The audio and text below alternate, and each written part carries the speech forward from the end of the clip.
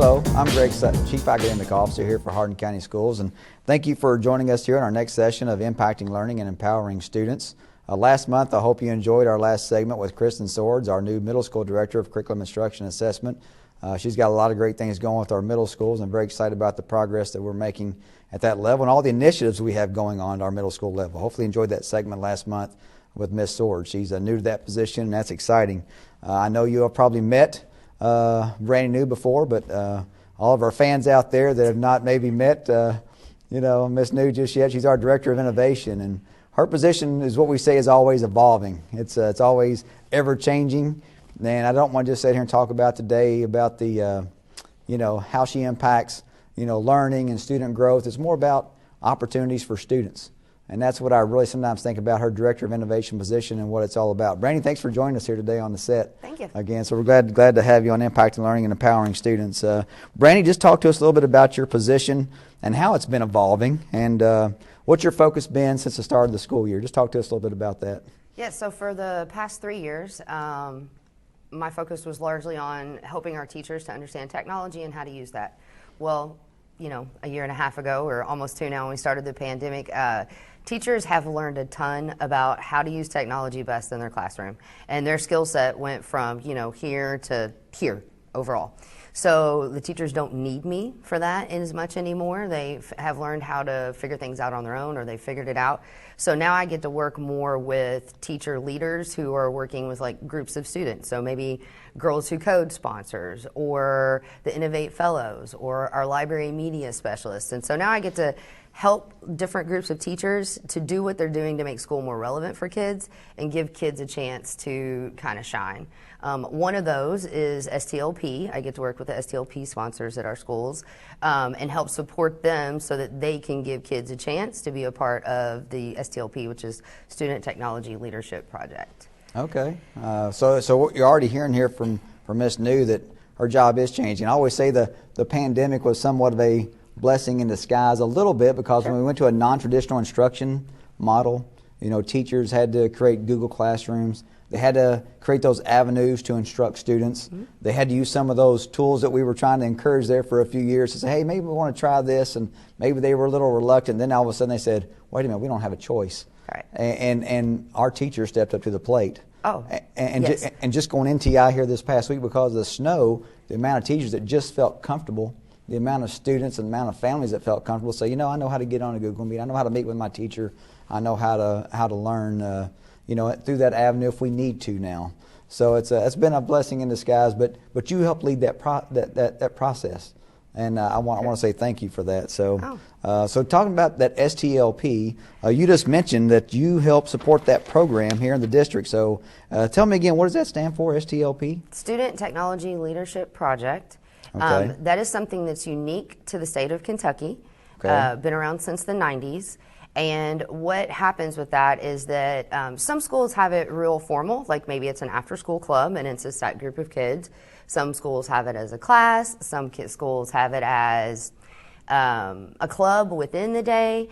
But it's just a chance for kids to either kind of show what it is that they can do with different technology tools by making products like video and art, or to do a project, which is usually something that helps solve a problem in their school or in the community, a larger vision, or they can actually, there's a district competition that you do, which is held in November-ish every year, and that's where kids have their projects, the thing that's kind of solving a problem in their space.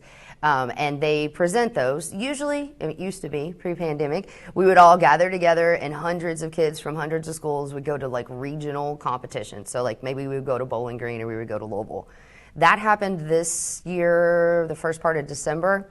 That happened in virtually this year, and it was judged virtually, which was really cool. I got to judge it virtually, so I got to see these high school teams from Eastern Kentucky, and then somewhere, some other person was watching our kids.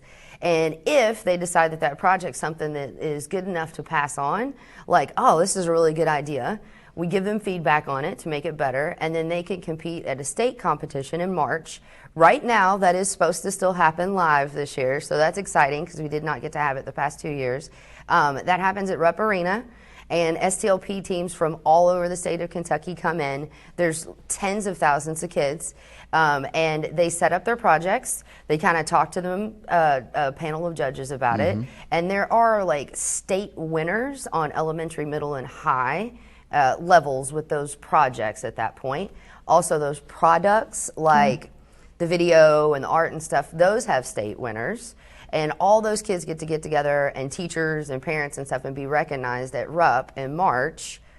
I'm saying March. I think we might have moved it to April this year. Okay. Anyways, so that we have a little more time to get through the pandemic so that we can have it there at RUP again. But it's just an amazing experience.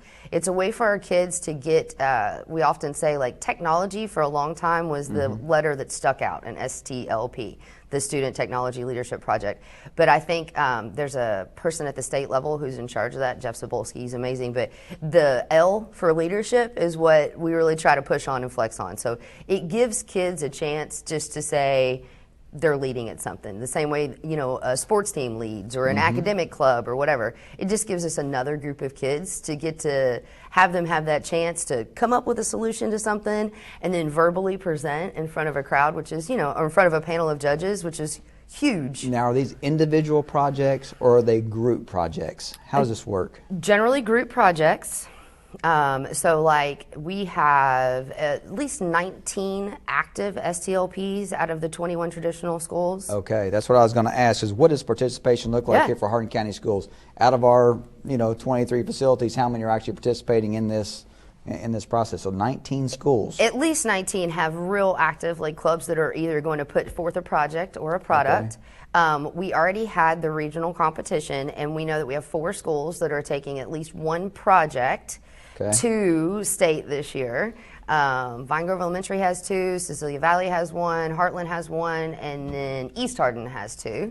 I have another question. Yeah. How do they come up with these projects? Are they given a certain prompt, a challenge, or they just kind of think of something on their own? Can you give us an example of one you might have seen in the past that might be something that our viewers out here may say, STLP, that's something I'd like to see my grandchildren involved with, or I'd like to see my children involved in that program. I didn't know the schools even had an STLP program. And talk about maybe one of the projects that you've seen that says, this is a difference maker, this is what looks good at the state level, this is how the kids became leaders and how they thought. So I'm going to let you talk about that for a minute. Yeah, more and more over the years, it's become a project that would solve a problem for the school or for the community. Okay. Like East Hardin this year, one of the things that they'll be taking to state is that they wanted to do virtual reality tours of their building, since it was a brand new building, for kids that are like 5th graders coming in that maybe aren't going to, I think they were thinking of the pandemic in their head, like they didn't get to see the new building in advance because of construction and everything that we had going on, and rules with the pandemic and trying to keep, people isolated. So they're making a virtual reality tour so that like a 5th grader could see.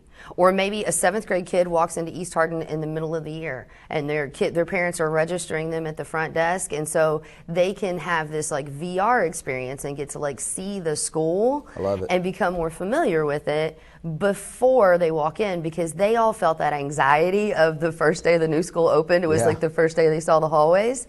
And they realized, like, it would have helped me if I could have somehow experienced this first.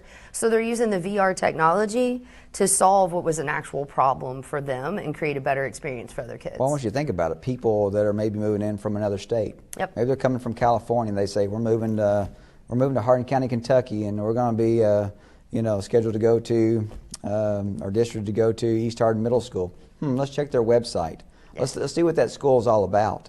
And it's like you can now experience that living in another state without having to actually come to the school and see it for the first time. Probably reduce some of the anxiety for kids of feeling, that's where I'm going to be. This is where my classroom is going to be located. And what a neat idea for those kids to come up with that. And it met a need, it solved a problem, and I hope they do well at the state level. I don't know. Maybe another one. What's another one you can give us an example of, maybe? A lot of what I saw this year, like when I judged, and also from what I've seen in our schools, is kids who have realized that they are good with the technology that we've used in the past year and a half and that they pick it up easy, but they see that other kids don't pick it up as easily. Or they see that their teachers don't pick it up as quick as they did. Right. So even at the elementary level, they want to create like a squad of kids that can help other kids to use technology better, like maybe making videos or going in and helping kids find shortcuts. or they want to help their teachers to catch on to the technology faster. So they're putting together teams of kids that would go forth as leaders and help their teachers to figure out the new interactive panels or tricks on their Chromebooks. So that is one that we had here in Hardin, and then I've seen that one kind of all across the state this year. Is they're like, hey, I can do this, so let me step forward and lead either my teachers or my peers, which is great. That's what it's all about, is that leadership and getting the kids to kind of step out and be like, oh, I can do this. So if you were sitting here saying, how does Stlp align with our HCS goals for students, is that the piece you would focus on the most, is the leadership portion? Oh, yeah. Stlp is set up and aligns with the ISTE standards, which is the International Society for Technology Education. Okay. Those standards, though, are just about things to us that probably like seem common sense, and we know that everybody's going to need as an adult in order to lead in life. And so it's like taking charge of your own learning, being a good digital citizen, like knowing what's okay and what's legal and what's not online, and what's safe and what's not. Things like innovation, collaboration, so working together in a group, communication, it's all there. So those are the ISTE standards. That's what Stlp aligns with. But those are also standards that as I'm reading that list, you're probably like, yeah, check, check, check. I use that every day in my job. Kids are going to need that too. Those are work ethic skills. Yes, they are. They align with work ethic. I don't know if you'd say soft skills, but those are some of those things kids need when you talk about a portrait of a graduate, to say, what are some skills I need to be able to be successful in the workforce? Collaboration, teamwork, leadership, communication skills, presentation skills, speaking in front of a group. Those are some things that we never want to lose, even though we have a lot of technology nowadays, are those skills. So let me ask you a question. If I were sitting here talking to our audience today and said, you have a grandson, you have a granddaughter, you have a child out there that says, I didn't even know that Stlp existed in the schools. How do I go about getting involved in that program at the schools? Yeah, so a lot of our schools, it's the library media specialist, the LMS, that heads up Stlp. That's not true everywhere. It's kind of the teacher who has a passion for it in the building, or the teacher who has the flexibility in their schedule. I would start with a library media specialist. Like when you're in the library checking out a book, be like, hey, do we have an Stlp and how do I get involved?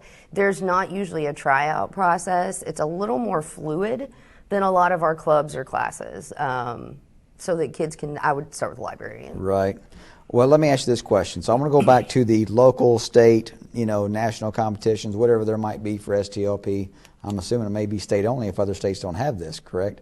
No. So okay. Well, let me ask you this question. To some extent. Let me ask this question. Yeah. How do our schools go from the local level to say your project is good enough to compete at Rupp Arena in March or April in the state competition, and then what does that do to nationally or globally? How does this grow from the ground up? That's what I want to understand more about. Yeah, so for the regional competitions, it's anybody goes, schools submit, you go and do your project pitch in front of teacher judges or people like me.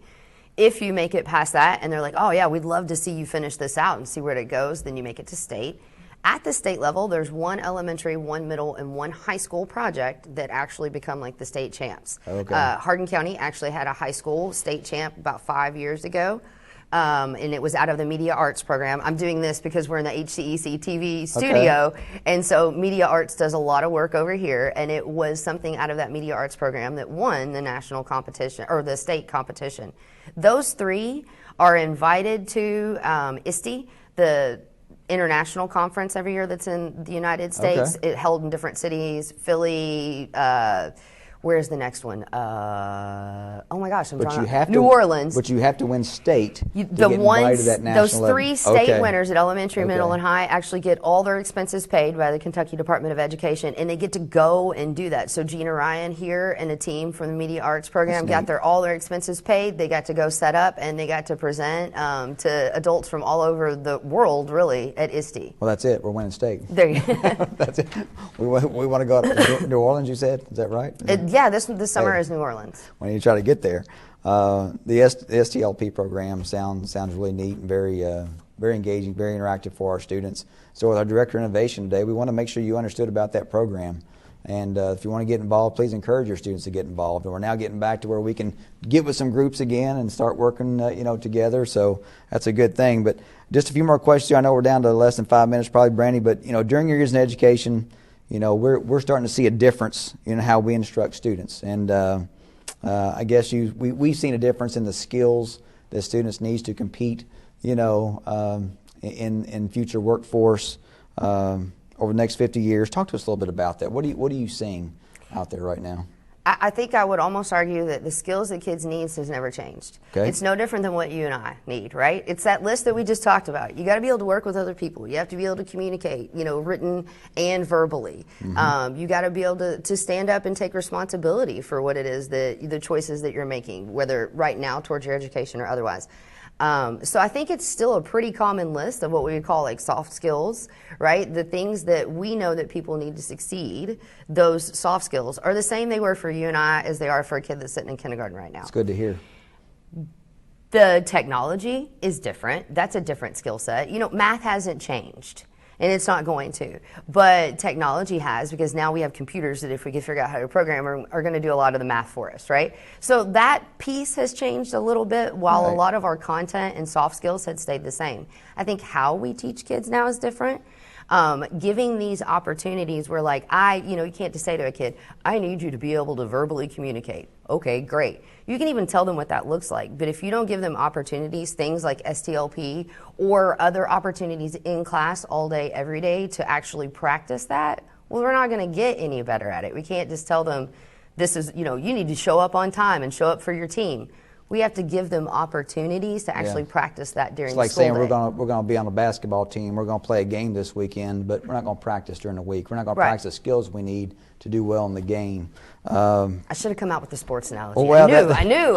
Well, that's my sports. That's my best way to explain things, I guess. But let's talk about when we get down just a few minutes here. Our instructional practices.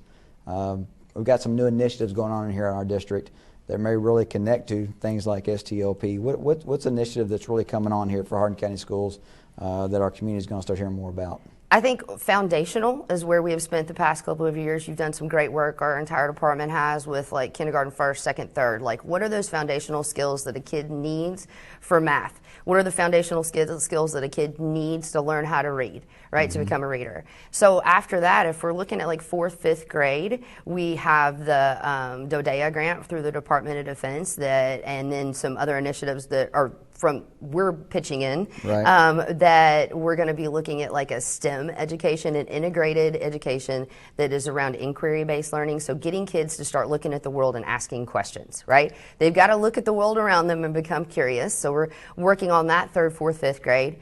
Moving into the 6th grade, we're got our career explorations class. So kids are like thinking about the 38 pathways that we offer for high school kids and looking once again like, hey, what do I want to be when I grow up? Also 6th through 12th grade, we have our like student-centered, the project-based learning that we're starting to shift to. Bluegrass is doing year 1 of that this year. Looking at that work, and then we are going to be in all, middle and high schools next year after some training this summer with teachers.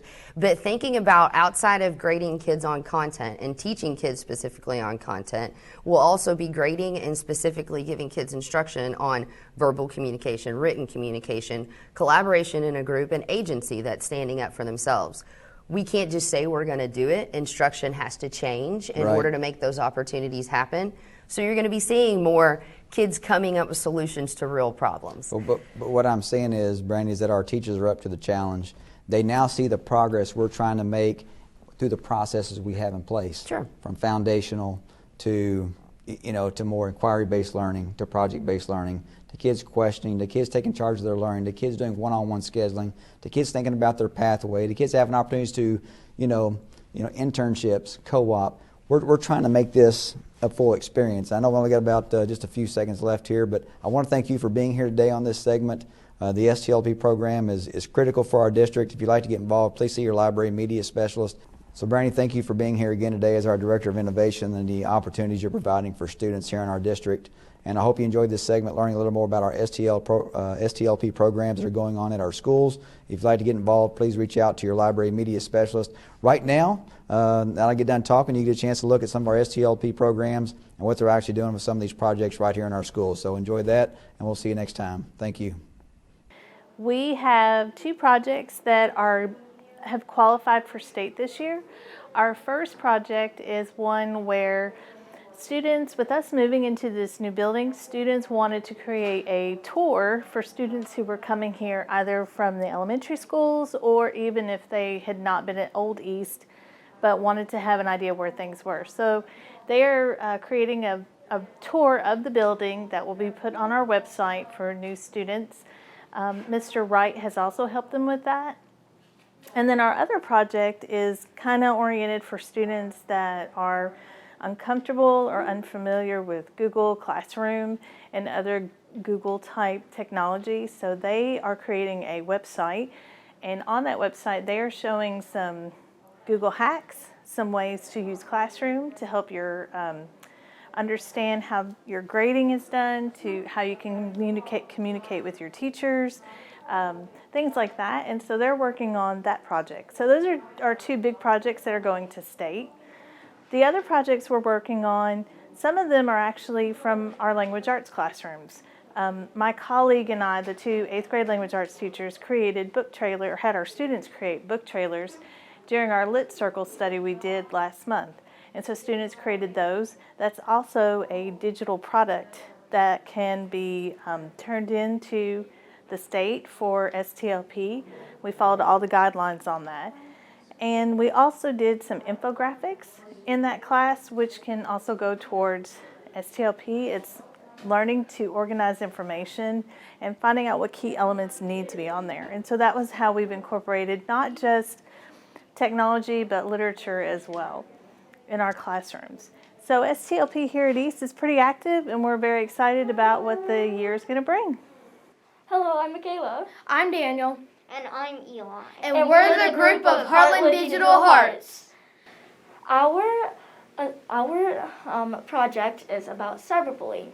We felt a need to do this because we took a survey on 5th graders in Heartland Elementary, and we felt the need that we need to help people out on how to face cyberbullies. And so we have some graphs to show you, a barcode we're going to put around our school, and some posters That 2 students made. Yep. 37.1% of 5th grade students have ever been cyberbullied, and 62.9% have never been cyberbullied. 24.2% of 5th grade at our school have needed help facing cyberbullies, but 75.8% here have not needed help facing cyberbullies. And we also had a question about where have you been cyberbullied? 19 of 5th graders said they've been cyberbullied on Roblox. 15 of 5th graders said on Fortnite, 5 on TikTok, 5 on Discord, and on a school assignment or in the classroom, 3% of people. And then other would have been 10%, so other like online websites or like Instagram or other games like that. And then when we also asked, what did you do when you got cyberbullied? 30.3% of people said tell an adult. 36.4% of people said ignore. 15.2% said ignore and tell an adult, which is pretty good, but yeah. Kayla? Okay, so during Cyber Night, we had 2 students make 2 posters about cyberbullying.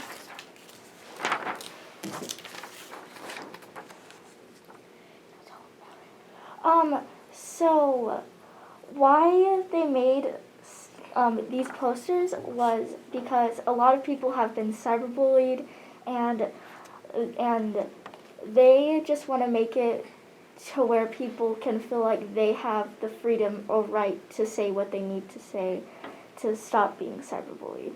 We also have this code if you want to scan it, so you can take this survey if you ever felt like you needed help or have ever been cyberbullied.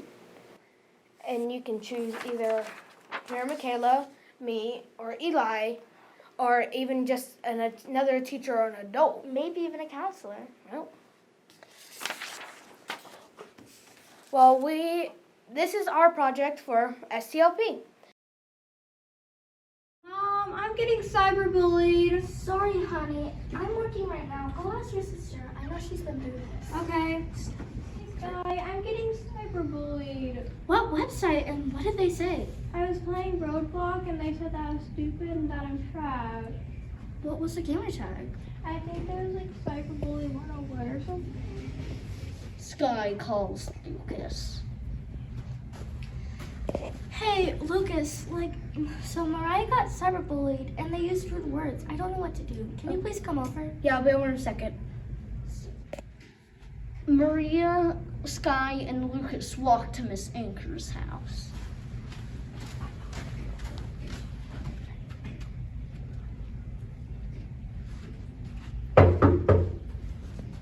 Hello? Is Daryl here? Yeah, he's up in his room. I'll get him. Daryl, your friend's here. Fine, Mom. Come on. All right, I'm gonna go upstairs, you guys. Hey, why did you bully my sister? What do you mean? If anyone's a bully, it would be you guys. Well, you gave me your username and you told me to come over so we could play Roblox together, and she said she was bullied by Cyberbully 101. Told me your username was Cyberbully 101. What did you say? She said she was bullied by Cyberbully 101 and you're Cyberbully 101 because you gave me your address. You gave me your gamer tag at school. And Okay, wait. Stop. We will have to tell your mom if you keep on cyberbullying people because this is not good. You are doing a really bad thing. Yep. My mom won't do anything about it. She doesn't care about any of this kind of stuff. Well, what if she did? That's what we call her. Miss Blue, Yes. we have something to tell you. Anything. Sky's little sister Mariah has been getting cyberbullied by Daryl. That is not true. They're Daryl? lying. This has happened multiple times. I told you to stop. They are lying. We aren't lying at all. Yes, you guys are. You guys were cyberbullying. Okay, well, can you just please stop cyberbullying to anybody? You know our love has been cyberbullied. Make sure to call the cyber spies so we can help them.